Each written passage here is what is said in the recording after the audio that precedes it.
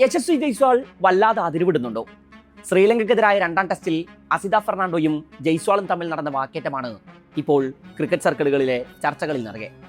ഇന്ത്യയുടെ ഒന്നാം ഇന്നിംഗ്സിലെ 17ാം ഓവറിലാണ് സംഭവം.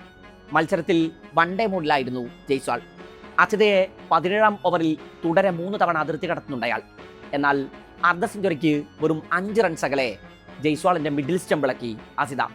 തന്നെ തുടരെ ബൗണ്ടറി വായിച്ച ഇന്ത്യൻ ഓപ്പണറുടെ വിക്കറ്റ് അതേ ഓവറിൽ വീഴ്ത്തി പ്രതികാരം ചെയ്തതിന്റെ ആവേശത്തിലായിരുന്നു അസിത. ശ്രീലങ്കൻ താരം വിക്കറ്റ് മതിമറന്ന് ആഘോഷിച്ചു. വിക്കറ്റ് നഷ്ടമായി മടങ്ങുന്നതിനിടെ ജയ്സ്വാൾ ശ്രീലങ്കൻ താരങ്ങൾക്കരികിലേക്ക് അമർഷത്തോടെ തിരിഞ്ഞു നടന്നു. പിന്നീട് അസിതയോട് കയർത്തു. ഇരുവരും തലകൊണ്ട് പരസ്പരം ഇടിക്കുന്നത് വീഡിയോ ദൃശ്യങ്ങളിൽ കാണാം. അസിത വിജയാഘോഷത്തിനിടെ നടത്തിയ ഏതോ പ്രയോഗമാണ് ജയ്സ്വാളിനെ ചൊടിപ്പിച്ചത്.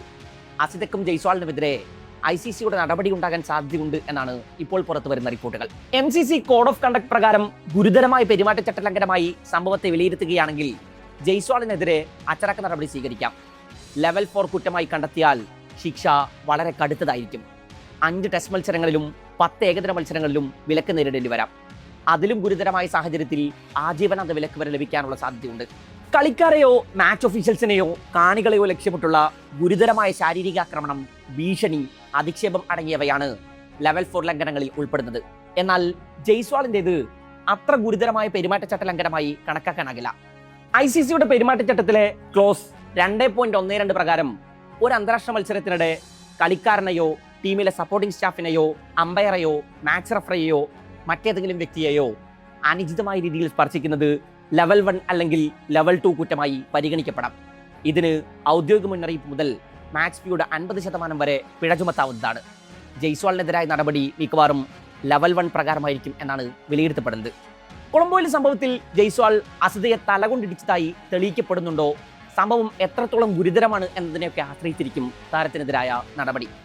ജയ്സ്വാൾ അസിതയെ തലകൊണ്ടിടിക്കരുതായിരുന്നു എന്നാണ് Indian batting coach Sitanshu Kotak ആദ്യ ദിവസത്തിന് ശേഷം പ്രതികരിച്ചത്. ജയ്സ്വാൾ ഇത്തരം ചൂടേറിയൊരു ഏറ്റുമുട്ടലിൽ ഉൾപ്പെടുന്നത് ഇതാദ്യമായിട്ടല്ല. 2022 ദുലീപ് ട്രോഫിക്കിടെയും താരം സൗത്ത് സോണിന്റെ ടി രവി തേജയുമായി തർക്കത്തിലേർപ്പെട്ടിരുന്നു. അമ്പയർ പലതവണ മുന്നറിയിപ്പ് നൽകിയിട്ടും തർക്കം തുടരുകയായിരുന്നു. കാര്യങ്ങൾ കൂടുതൽ വഷളാകുന്നതിന് മുമ്പ് west zone captain Ajinkya Rahane ഇടപെട്ട് ജയ്സ്വാളിനെ ഡ്രസ്സിംഗ് റൂമിലേക്ക് തിരിച്ചയച്ചു. ആദ്യ മത്സരത്തിൽ ജയ്സ്വാൾ ശ്രീലങ്കൻ വിക്കറ്റ് കീപ്പർ നിരോഷൻ ഡിക്വല്ലയെ സ്ലഗ് ചെയ്തത് വാർത്തകളിൽ ഇടം പിടിച്ചിരുന്നു. ഡിക്വല്ലയുടെ വിക്കറ്റ് വീടുന്നതിന് തൊട്ട് മുമ്പ് ജയ്സ്വാൾ ശ്രീലങ്കൻ താരത്തെ നിരന്തരം സ്ലഗ് ചെയ്യുന്നത് കണ്ടു ആരാധകർ. ഗാലയിലെ ഒരു ഗാലറി സ്റ്റാൻഡ് കാണിച്ചു കൊടുത്ത് പ്രസീദ് കൃഷ്ണയെ അങ്ങോട്ട് വായിക്കുക എന്ന് പറയുന്നുണ്ട് ജയ്സ്വാൾ. തനിക്ക് IPL അവസരം വാങ്ങിത്തരുമോ എന്ന് തമാശ കടർത്തി തിരിച്ചു ചോദിച്ചു ഡിക്വല്ല. ആ ഓവറിൽ തന്നെ പ്രസീദ് കൃഷ്ണ എറിഞ്ഞൊരു ഷോർട്ട് ബോളിൽ എഡ്ജായി നിരോഷൻ വിക്കറ്റ് നൽകി മടങ്ങുന്നുണ്ട്. ഗാലയിലെ ആദ്യ ഇന്നിംഗ്സിൽ ജയ്സ്വാളിന്റെ വിക്കറ്റും ആദ്യ ക്രിക്കറ്റിൽ വലിയ ചർച്ചയായി. കെശാരാനുബന്ധിയുടെ ഓവറിൽ മിഡോണിലേക്ക് പന്തടിച്ചിട്ട് രാഹുൽ സിംഗിളിനായി ഓടിത്തുടങ്ങുന്നു. പന്ത് പിടിക്കാനുള്ള ലുവാന്തയുടെ ശ്രമം ചെന്ന് അവസാനിപ്പിച്ചത് ഒരു കൂട്ടുകെടിയിലാണ്. നോൺ സ്ട്രൈക്കേഴ്സ് എൻഡിൽ ഉണ്ടായിരുന്ന ജയ്സ്വാൾ അടിതെറ്റി നിലത്ത് വീഴുന്നു. അപ്പോഴേക്കും KL രാഹുൽ ഓടി നോൺ സ്ട്രൈക്കേഴ്സ് എൻഡിൽ എത്തിയിട്ടുണ്ട്. ജയ്സ്വാൾ എഴുന്നേറ്റ് ഓടിത്തുടങ്ങും മുമ്പേ പന്ത് കീപ്പറുടെ കയ്യിലെത്തി. ജയ്സ്വാൾ തിരിച്ച് ക്രീസിൽ ബാറ്റ് കുത്തി. രാഹുൽ അപ്പോഴേക്കും അതേ ക്രീസ് കടന്നിട്ടുണ്ട്. പന്ത് കയ്യിൽ കിട്ടിയ കീപ്പർ നിരോഷൻ ഡിക്വല്ല തെല്ലൊന്ന് ആലോചിച്ചു. പിന്നെ ബെയിൽ ചലക്കി. ഏറെ ദൗർഭാഗ്യകരമായ രീതിയിലായിരുന്നു ആ പുറത്താകൽ. 37 പന്തിൽ 32 റൺസുമായി ട്രാക്കിലായിരുന്നു അന്ന് യശസ്വി. ഇന്നലെ പുറത്തായതാകട്ടെ അർദ്ധ സെഞ്ചുറിക്ക് 5 റൺസ് അകലെയും. ശ്രീലങ്കയ്ക്കെതിരായ അവസാന ടെസ്റ്റിലും ശക്തമായ നിലയിലാണ് ഇന്ത്യ. മിന്നും ഫോമിൽ കളിക്കുന്ന ദേവദത്ത് പടിക്കൽ രണ്ടാം ടെസ്റ്റിലും ആദ്യ ഇന്നിംഗ്സിൽ സെഞ്ചുറി കുറിച്ചു. സായ് സുദർശന് പരിക്കേറ്റതിനെ തുടർന്നാണ് പടിക്കൽ നമ്പർ 3 റോളിലെത്തുന്നത്. സായ് സുദർശന് പരിക്കേറ്റതിനെ തുടർന്നാണ് പടിക്കൽ 3ാം നമ്പറിലെത്തുന്നത്. സന്നാഹ മത്സരത്തിൽ തന്നെ സെഞ്ചുറിയുമായി വരവറിയിച്ച പടിക്കൽ ഗാലയിലെ ഇന്ത്യൻ വിജയത്തിന് ചുക്കാൻ പിടിച്ചു. അന്ന് കളിയിലെ താരമായി തെരഞ്ഞെടുക്കപ്പെട്ടതും പടിക്കൽ തന്നെയായിരുന്നു. ഗാലയിലെ ആദ്യ ഇന്നിംഗ്സിൽ 167 റൺസാണ് പടിക്കൽ അടിച്ചെടുത്തത്. കൊളംബോയിൽ 117 റൺസ് കുടിച്ചു. 12 ഫോറുകളാണ് പടിക്കലിന്റെ ബാറ്റിൽ നിന്ന് പറഞ്ഞത്. വർഷങ്ങൾക്ക് ശേഷമാണ് പടിക്കൽ ഇന്ത്യൻ ദേശീയ കുപ്പായം അണിയുന്നത്.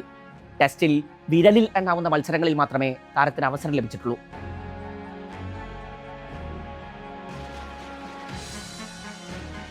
സായ് സുദർശൻ തിരികെ വന്നാലും 3ാം നമ്പറിൽ പടിക്കലിനെ മാറ്റുന്നതിനെ കുറിച്ച് ഇനി ഗംഭീറിന് രണ്ടാമതൊന്നുകൂടി ആലോചിക്കേണ്ടി വരും. ശ്രീലങ്കൻ മണ്ണിൽ മാൻ ഓഫ് ദി സീരീസ് പുരസ്കാരവും പടിക്കലിനെ തന്നെ തേടിയെത്തും എന്നാണ് കരുതപ്പെടുന്നത്.